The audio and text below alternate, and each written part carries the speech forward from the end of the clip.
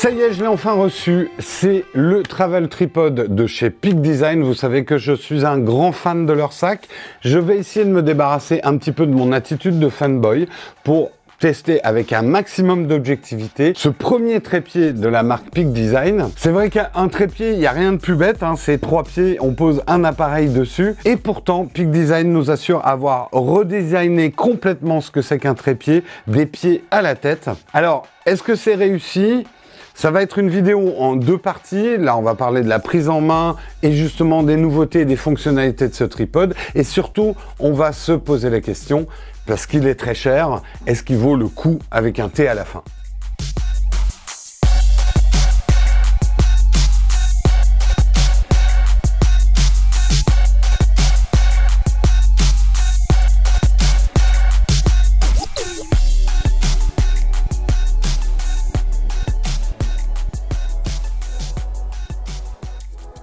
Alors, petit message, si vous entendez de temps en temps des petits bruits de batterie, c'est que ça joue de la batterie à côté. Je ne sais pas si le micro va le choper ou pas. Je joue très très bien de la batterie, ça se voit tout de suite. Hein. Effectivement, il y a eu une grande campagne Kickstarter, c'est même une des plus grosses campagnes Kickstarter qu'il y ait jamais eu autour d'un trépied. J'y ai participé, j'ai enfin reçu mon produit, plus des accessoires dont on va parler tout à l'heure. Et bientôt, ce Peak Design Travel Tripod sera disponible dans le commerce. Donc vous vous posez peut-être la question, est-ce qu'il faut que je le prenne? Est-ce qu'il faut que je le prenne pas? Est-ce que c'est pas un produit un petit peu trop hypé? Ou est-ce que c'est un produit qui vaut vraiment le coup?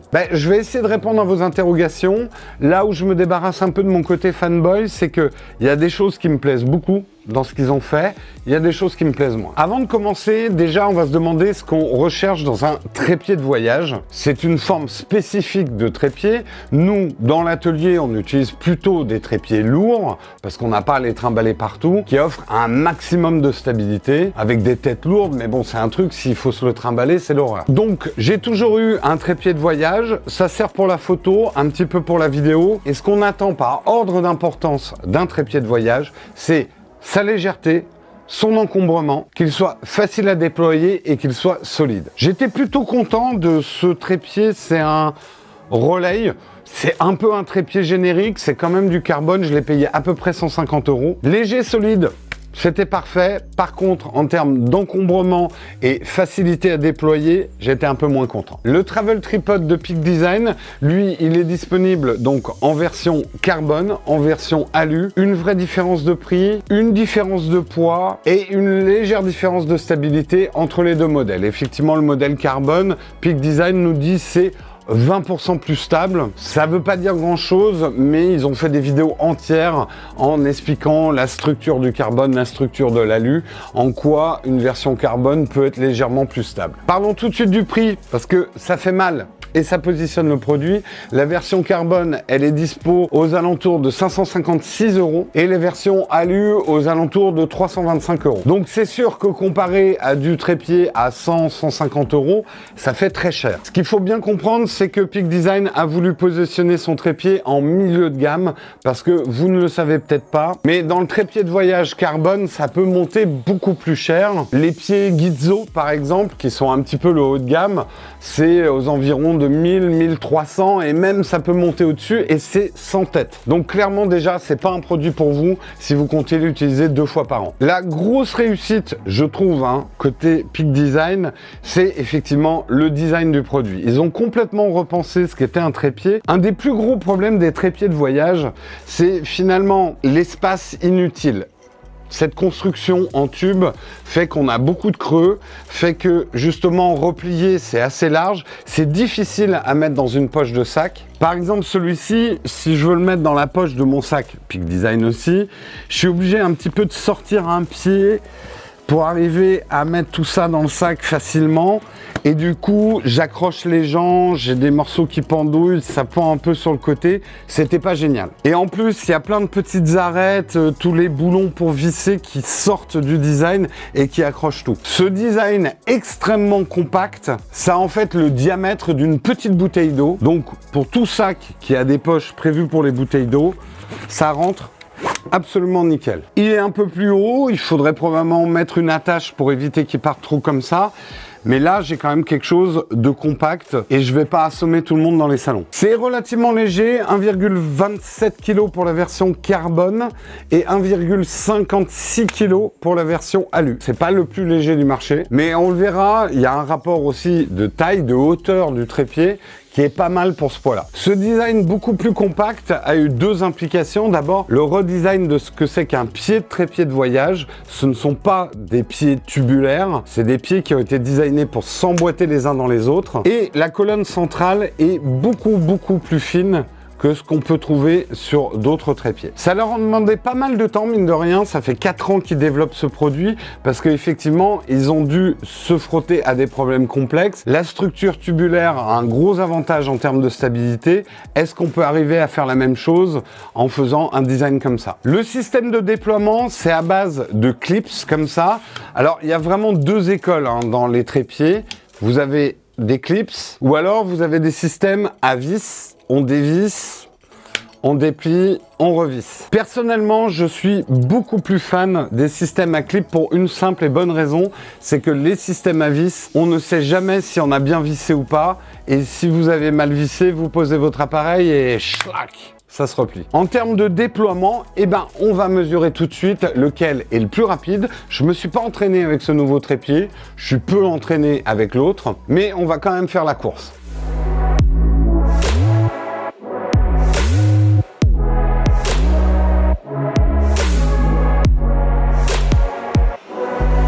Une chose bien pensée, c'est que le petit outil qui va vous permettre de revisser, stabiliser certaines choses, démonter certaines parties de ce pied est fourni avec son petit espace, donc on ne risque pas de l'oublier. Dans le design des pieds, une autre chose que j'aime bien, c'est que on a deux positions, donc cette position-ci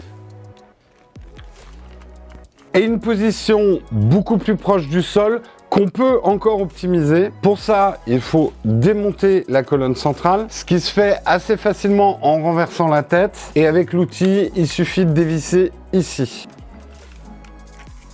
Et là, je retire la colonne centrale. Et là, du coup, je peux vraiment mettre mon appareil au ras du sol. Très pratique quand on prend des photos de lion dans la brousse, ce qui m'arrive très souvent. La colonne centrale, c'est très facile de la remettre. Et également, dans cette position-là, ce qui peut être super pratique, c'est que on peut monter la colonne centrale à l'envers. Et là, du coup, attacher soit son appareil à l'envers, vous redresserez dans Photoshop, ou alors en adaptant un sabot sur votre griffe flash, le mettre à l'endroit, mais comme ça, en position sous le trépied. Donc, j'ai remis la colonne centrale. Un truc qui est pas mal, c'est que bien évidemment, parce que ça, c'est très important pour stabiliser un trépied de voyage, on a un crochet. Ça va vous permettre d'accrocher votre sac photo et de stabiliser l'ensemble, surtout quand il y a du vent. Et ce crochet, vous pouvez l'enlever. Et à l'intérieur, on trouve un petit support de smartphone qui est compatible avec la tête. Et c'est vrai que même si vous avez amené un gros appareil pour faire de la photo, ça peut être sympa d'utiliser le trépied aussi pour faire un time-lapse avec votre smartphone. Comme je le dis souvent, les smartphones et les gros appareils sont très complémentaires. Je sais qu'en vacances, moi j'utilise les deux pour faire des photos. Et c'est là que j'ai deux petits reproches déjà à faire sur ce trépied. D'abord, sur le support de smartphone, je le trouve très bizarroïde. Alors c'est de l'aluminium très léger, on pourrait prendre ça pour du plastique, mais en fait c'est de l'aluminium, donc c'est assez solide. Mais je trouve que le système d'encoche est bizarre, ça donne une légère pente au smartphone. Et deuxièmement, je trouve qu'il y a des choses ici qui pourraient abîmer les smartphones. Je trouve ça un petit peu trop pointu, ils auraient dû arrondir. Donc c'est sympa pour dépanner le jour où j'aurais oublié mon glyphe, mais sinon, et là aussi j'ai fait une vidéo sur le sujet, mon meilleur support de smartphone reste le glyphe. Et le deuxième reproche que j'ai à faire, c'est au niveau du crochet lui-même. Tout est magnétique, donc c'est super pratique de remettre, on tourne et hop, il est stabilisé. Mais je trouve quand même que le mécanisme a un peu de jeu. Ça inspire pas une grande confiance à accrocher un sac très lourd. Et je trouve que le crochet est trop petit, même pour un sac Peak Design.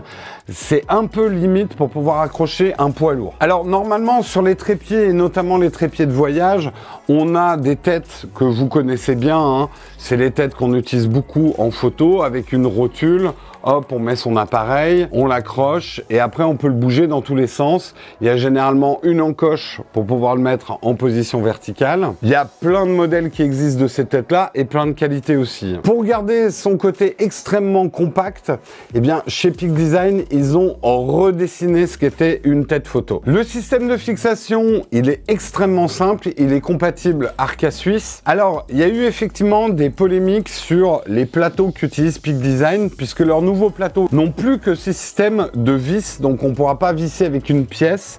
Il n'y a pas une manière de le visser manuellement, il faut forcément un outil. Ce que nous disent les gens de chez Peak Design, et là-dessus je les rejoins, c'est que la seule manière de vraiment fixer un sabot solidement à votre appareil photo, c'est avec un outil. Néanmoins, le jour où vous avez oublié l'outil, c'est tellement galère qu'on les maudirait. C'est un début de solution de toujours le mettre dans le trépied, sauf le jour où vous avez oublié votre trépied et qu'il faut quand même dévisser le plateau. Donc la fixation, c'est un peu comme une fixation de ski.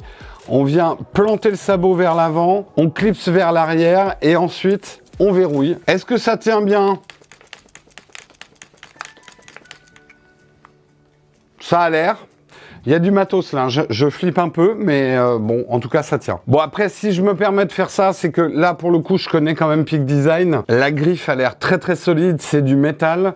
Je pense pas que ce système-là lâche. Ils ont quand même l'expérience avec les captures, où on met des appareils même beaucoup plus lourds sur des bretelles de sac. Ils savent ce qu'ils font. Mais je pense que ça peut faire peur à quelqu'un qui, au début, n'a pas l'habitude de ce type de fixation, qui aimerait bien être rassuré par le côté je visse, je visse, je visse. Le gros avantage, c'est que du coup, c'est très facile de clipser et déclipser son appareil.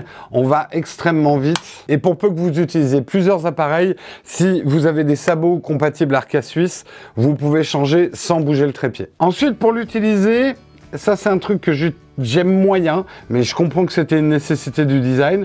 On est obligé de lever la colonne centrale pour libérer la boule du milieu. Pourquoi? Parce qu'on a 3 empattements qui stabilise l'ensemble quand tout est replié. Mais si on veut avoir la liberté de bouger l'appareil sur la boule, on est obligé de lever la tête. C'est une phrase bizarre, je vous l'accorde. Donc ici, grande souplesse de mouvement, avec quand même certaines contraintes liées au design. C'est que si vous êtes en position verticale, vous n'allez pas pouvoir faire tous les angles possibles.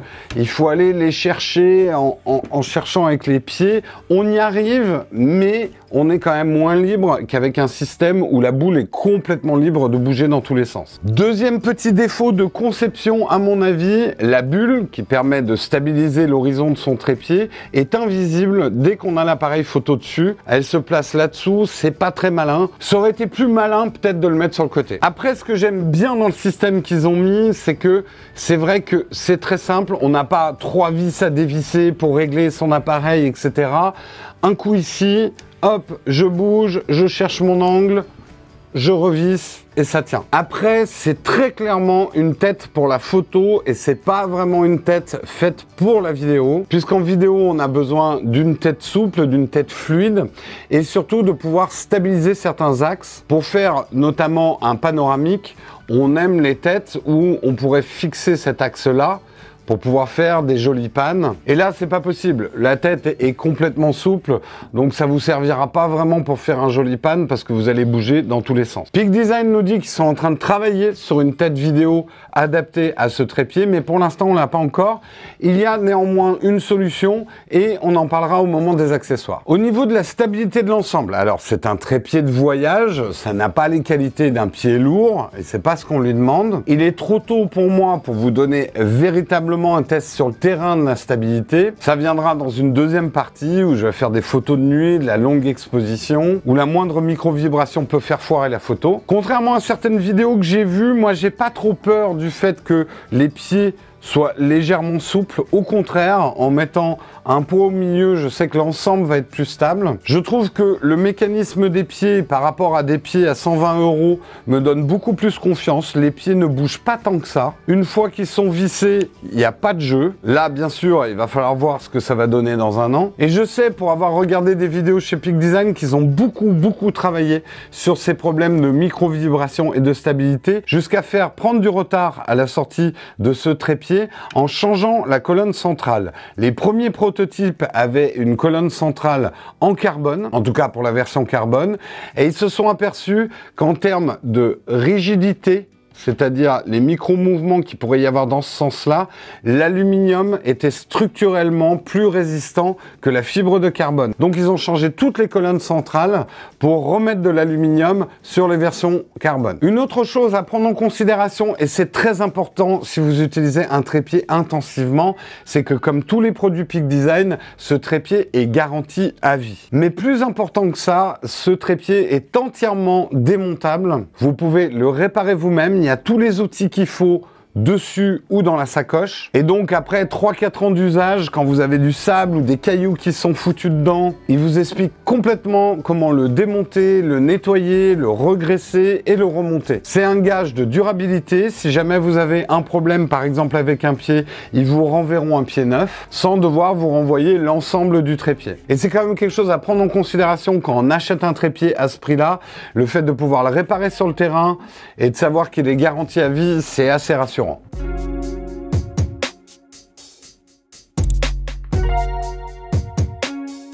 On va parler un petit peu des accessoires et le premier accessoire, il est fourni avec, c'est la housse. Alors, un photographe vous dira, oui, enfin un trépied, on le met jamais dans sa housse.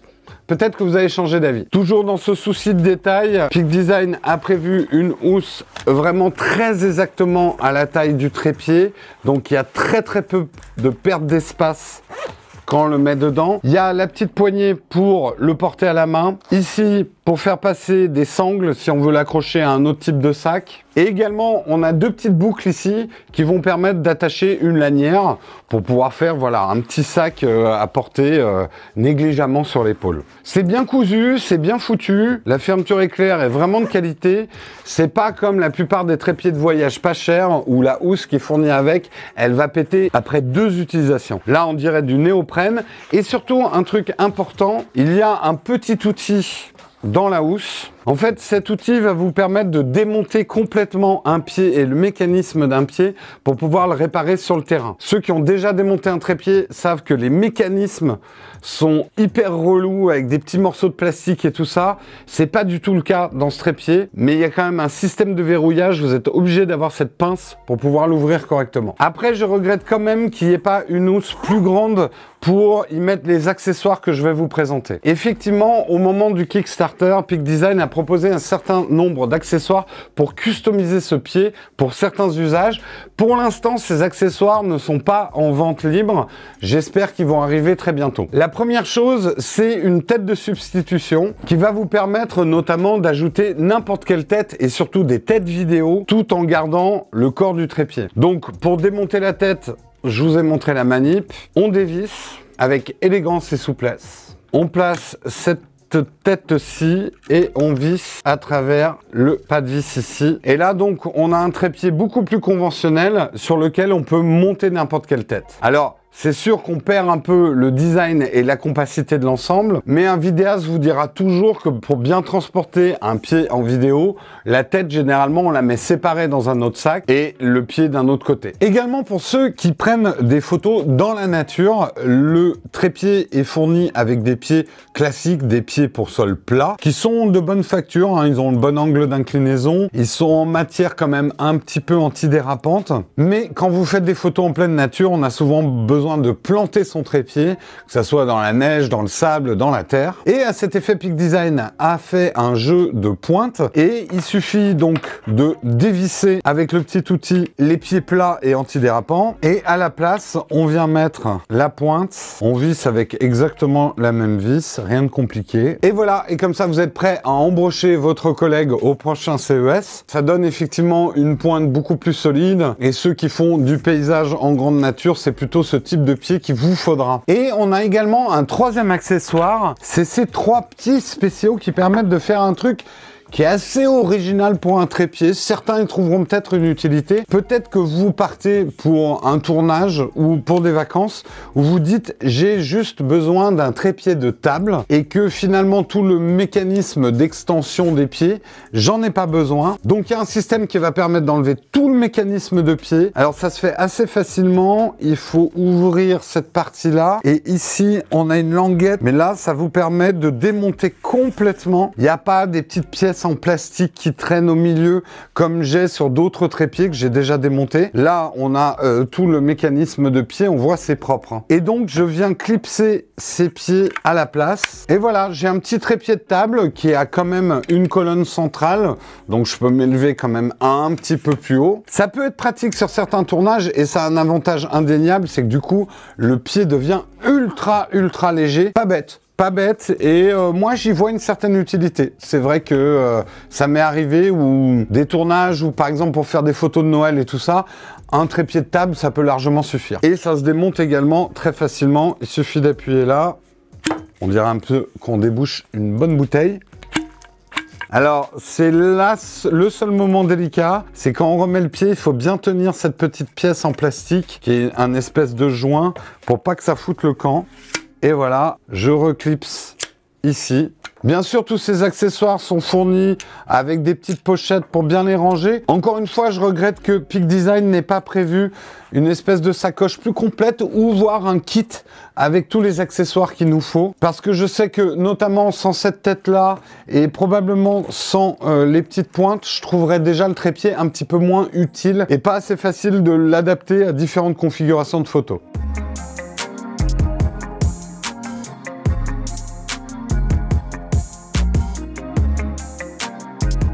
Conclusion, ce n'est qu'une conclusion intermédiaire. Je ne serais pas honnête de vous dire que c'est un test complet. Je ne l'ai même pas encore sorti dehors. Il n'a pas pris un seul pet. Un vrai trépied, eh ben, il faut un petit peu le rudoyer. Faut pas faire exprès de le taper contre de la pierre, mais ça doit vivre un certain temps. Toute la solidité d'un trépied, ça va être dans ses mécanismes.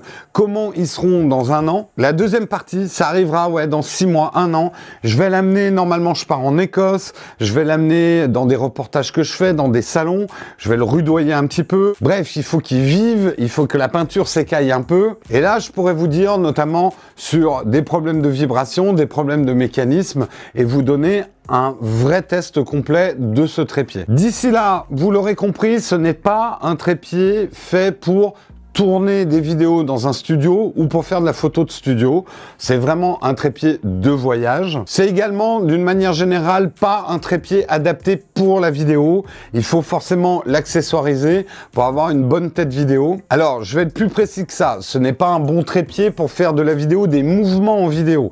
Mais si vous êtes, par exemple, un YouTuber et vous devez juste vous filmer seul dans un salon, ça peut être un produit assez idéal parce que comme ça, vous le plantez devant vous. C'est assez léger à trimballer toute la journée et ça vous évite d'amener une Carina dans vos bagages. Carina, on te remplace par un trépied Peak Design.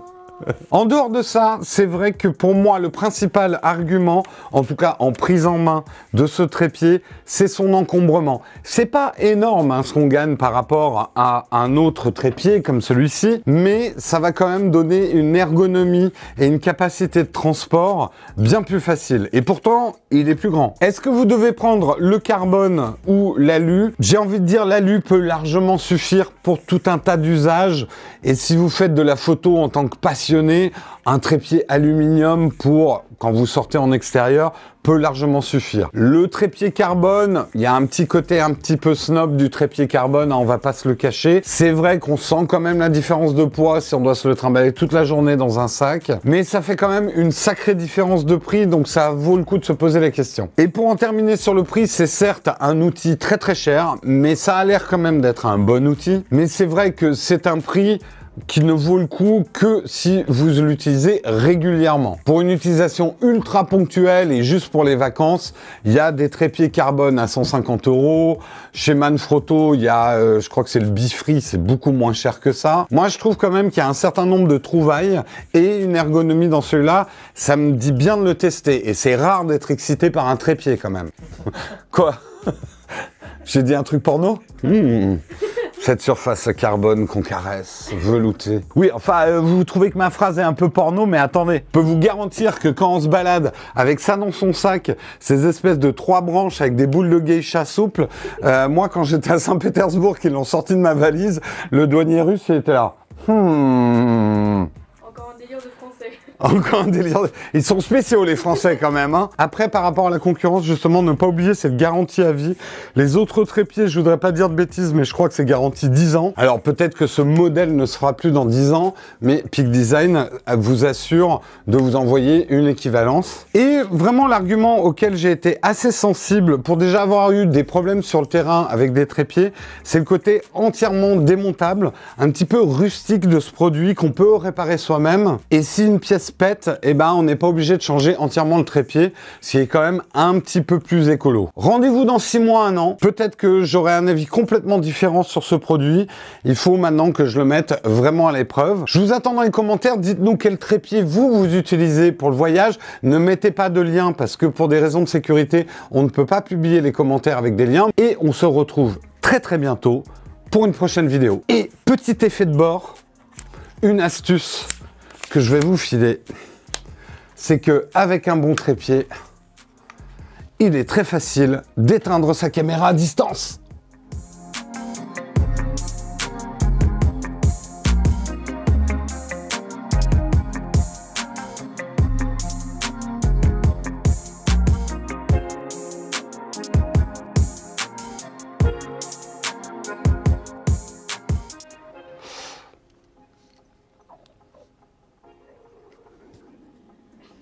Ça commence. Putain, il est 11h20, j'ai déjà faim, ça craint. C'est ça de se lever à 6h du mat aussi. Ça pèle à l'atelier, on se pèle le jonc. Ça pioche plutôt. Hugo, fais gaffe, parce que si ça passe dans le bêtisier, t'es quand même le mec qui vient de dire ça pioche quand je dis ça pèle, quoi. C'est... Tu creuses ta tombe. Mais qu'est-ce qu'on se marre ici? Ah là là! Bah oui, les pieds sont creux, on peut peut-être y mettre un petit peu de cognac.